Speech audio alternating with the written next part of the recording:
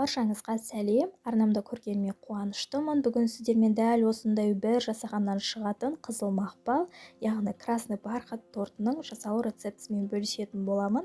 Видеомды міндетті түрде соңына дейін қарап, арнамнан алыстамай, осындай кереметтей дәмді, нәзік тортымызды бірге әзірлеуді бастайық.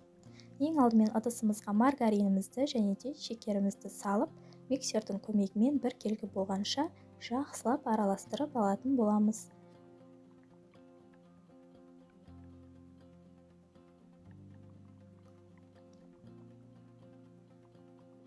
Маргариніміз бен шекеріміз араласып болғаннан соң жұмыртқаларымызды бір-бірден сала отырып миксерлеп аламыз.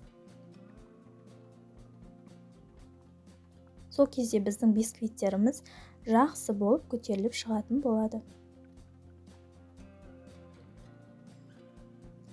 Массамыз дайын, енді үстінен өсімдік майын құйып, жақсылап араластырып, сұйық массамызды бір шекке алып қоя тұрамыз.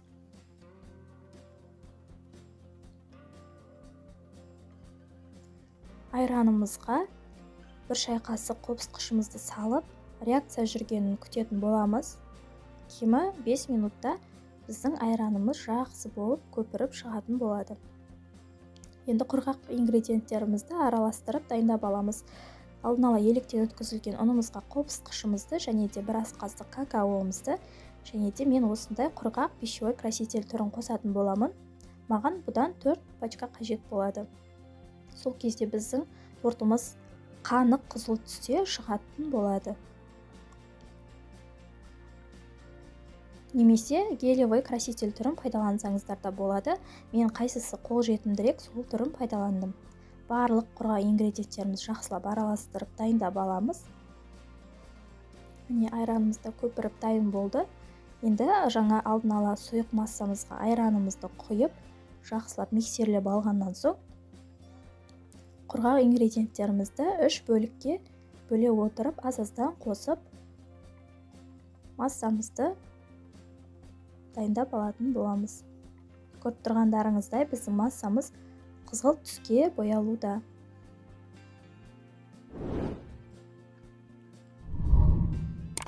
Міндетті түрде жасап көрсеңіздер болады, бір жасағаннан шығатын рецепт.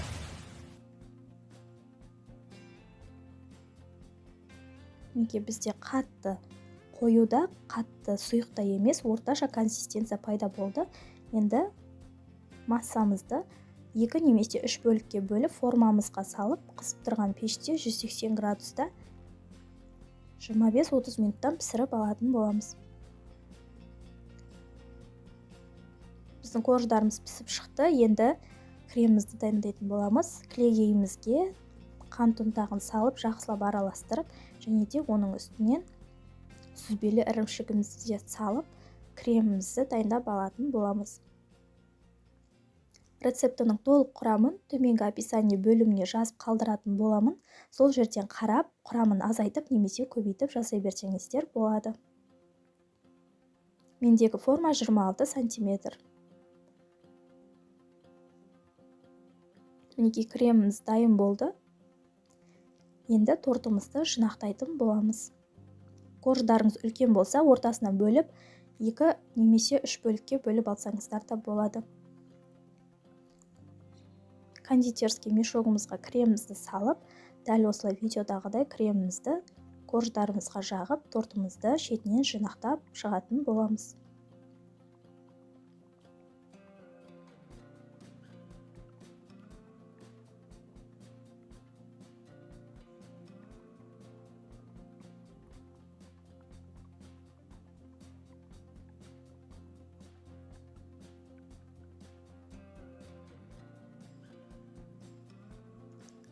Мен тортымның бір келкі жинақталуы үшін дәл осылай кольцо кигізетін боламын. Егер сіздерде кольцо болмаса, ол міндетті емес. Дәл осылай барлығын кезек-кезек қоя отырып, тортымызды әдемелеп жинақтап шығатын боламыз.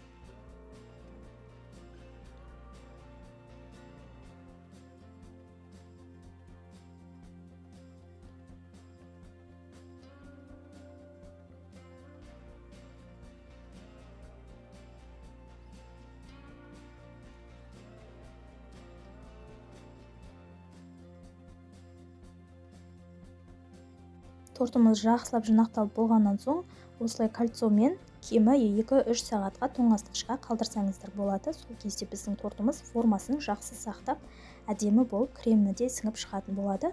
Мінекей 2-3 сағаттан соң қалған кремімізбен тортымыздың жан жағын безендіретін боламыз. Және де қалған крошкаларды майда ұсақтарға бөліп, немесе блендердің көмегімен дәл осылай крошка дайындап, тортымызды өзіңіздің фантазияңызға қарай безендіре берсеңіз болады. Мен торттың барлық шетіне осылай қалған қызыл ұнтақты сеуіп шығатын боламын.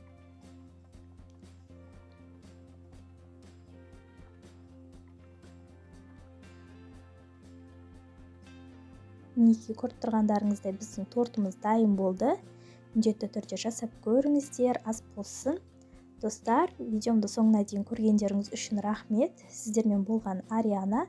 Видеома ұнаса міндетті түрде лайк басып, комментарий қалдырып, және де жасап көрген болсаңыздар, осында комментарий бөлімінде пікірлеріңізбен бөлісуді ұмытпаңыздар. Және де арнамды жаңа көрермен болсаңыз тіркеліп, лайк басып, комментарий қалдыра кетуді ұмытпаңыз. Келесі кездескенше сау болыңыздар. Астарыңыз дәмді болсын.